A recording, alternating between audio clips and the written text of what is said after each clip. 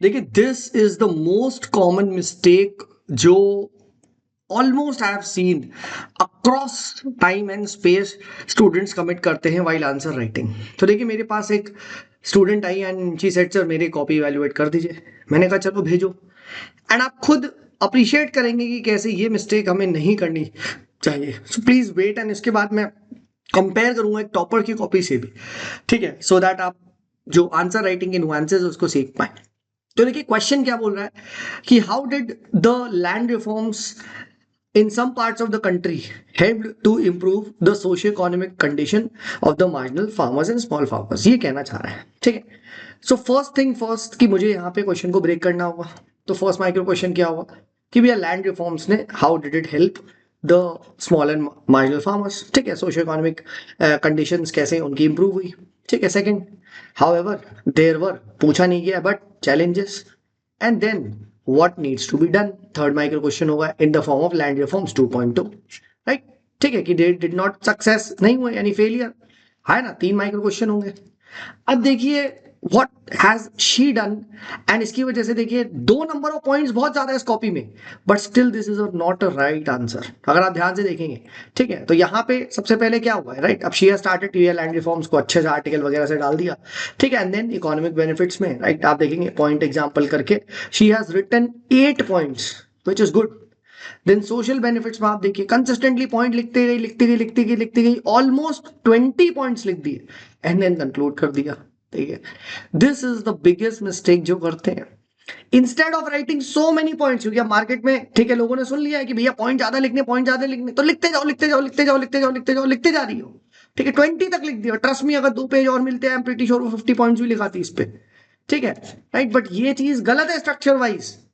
ठीक है। इंस्टेड आप 5 5 दोनों पे लिखते, 4 4 दोनों पे लिख देते, 8 पॉइंट्स लिख देते, एंड देन आप 4 चैलेंज लिख देते प्लस 4 वे फॉरवर्ड लिख देते 2.0 में। तो ये आपका holistic and end to end answer माना जाता राइट सेट ऑफ क्वेश्चंस में। अब आप यहाँ पे खुद देखिए ये चीज, ठीक है, कैसे जो टॉपर है उसने कंसिस्टेंटली अप्लाई करी, जिसकी वजह से बम्पर नंबर आए। आप देखिए यहाँ पे आकाश धूल सर की कॉपी आपके सामने मैं यहाँ पे लेके आया हूँ, ठीक है, जस्ट सी दिस, ठीक है, that why has India become increasingly import dependent for edible oils despite being a major agriculture economy। तो सबसे पहला यहाँ पे माइक्रो क्वेश्चन क्या आएगा, अब उल्टा देखो कि भैया how is India a major, ठीक है, एग्रीकल्चर इकोनॉमी, हाँ है ना। इसको हम थोड़ा सा 2 से 3 पॉइंट से we can give some data, क्योंकि GS3 है। सेकंड हम क्या लिखेंगे कि the reason for increasingly import dependent of edible oils, ठीक है, ये हुआ है, ठीक है। थर्ड क्या होगा, ठीक है, कि भैया इसका एक छोटा सा इंपैक्ट भी हम बता सकते हैं, ठीक है, right, financial impact, health impact, 2 3 चीजें हम लिख देंगे। And then what steps has the government taken to promote, ठीक है, over here what the you can say edible oils. अब देखो आकाश धूल सर ने कैसे लिखा कि भैया इंडिया ने रिसेंटली, ठीक है, it has launch the national mission on edible oil, ठीक है, बढ़िया, import 62% of the oil and world का लार्जेस्ट इंपोर्टर है, ठीक है, and India as a major, देखो 3 पॉइंट यहाँ पे लिखे हैं। इकोनॉमिक सर्वे, ठीक है, इंडिया को फूड पावर बताता है, इंडिया फर्स्ट है, थर्ड है in crop vegetable pulses, 50 billion of exports है, देखो बता दिया। But still it is import dependent on edible oil. तो इन्होंने, ठीक है, यहाँ पे क्या करा, 3 4 पॉइंट लिखे एंड देन यहाँ पे एग्जाम्पल डाल दिए, ठीक है, आप देखो अच्छे खासे 9 10 पॉइंट लिखे हैं, ठीक है, एंड देन वे फॉरवर्ड, जिसमें इन्होंने यहाँ पे 2 3 इनफैक्ट 5 योजनाएं बताई हैं, जिसमें आपका क्या है, ठीक है, he has written over here कि भैया what steps has the government taken, and then उसके बाद एंड कर दिया।